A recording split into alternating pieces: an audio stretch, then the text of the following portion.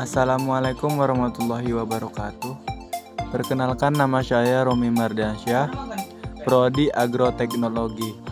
Saya akan mempresentasikan tentang tumbuhan dalam lingkungan makro dan mikro, faktor pembatas dan strategi adaptasi. Tumbuhan dalam lingkungan 1. Lingkungan makro dan lingkungan mikro. Lingkungan makro yaitu lingkungan yang mempunyai pengaruh tidak langsung. Masing-masing anggota dunia usaha memiliki perbedaan dalam memberikan faktor-faktor yang secara konkret dapat dimasukkan ke dalam lingkungan eksternal, makro atau mikro.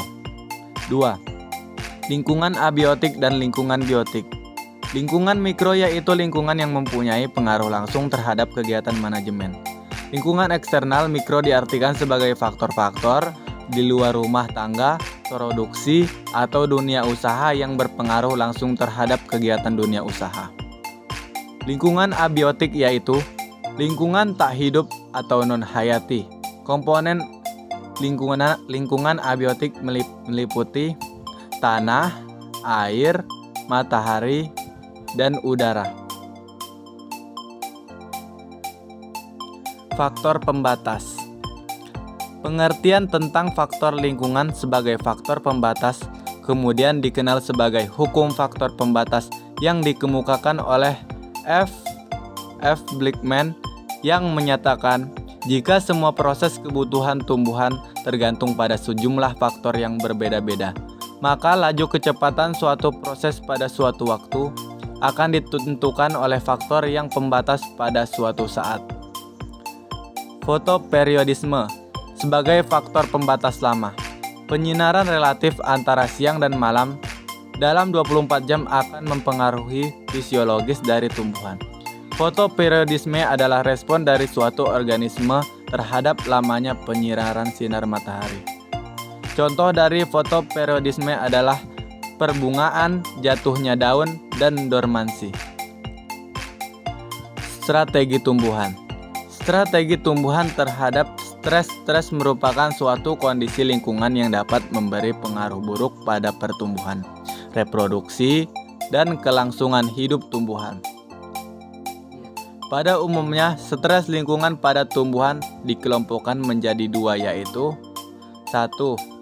Stres biotik terdiri dari kompetisi intraspesies dan antarspesies, infeksi oleh hama dan penyakit, meliputi strategi tumbuhan terhadap herbivora, strategi tumbuhan terhadap kekurangan air, strategi tumbuhan terhadap salinitas, dan strategi tumbuhan terhadap suhu. Suhu ada dua, yaitu suhu tinggi dan suhu rendah. Strategi tumbuhan terhadap cahaya. Adaptasi tumbuhan makhluk hidup dengan keadaan lingkungan sekitarnya. Masing-masing individu mempunyai cara yang berbeda dalam penyesuaian diri dengan lingkungannya.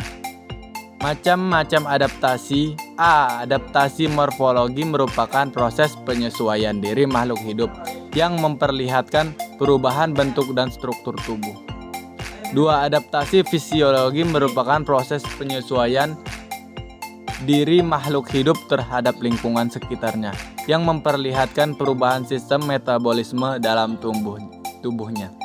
Adaptasi tingkah laku merupakan proses penyesuaian diri makhluk hidup terhadap keadaan lingkungan yang menunjukkan perubahan tingkah laku adaptasi. Adaptasi merupakan suatu bentuk penyesuaian makhluk hidup di mana makhluk hidup sangat sulit untuk menyesuaikan dengan lingkungannya karena kondisi lingkungan yang tidak mendukung pada cara kehidupan makhluk hidup tersebut.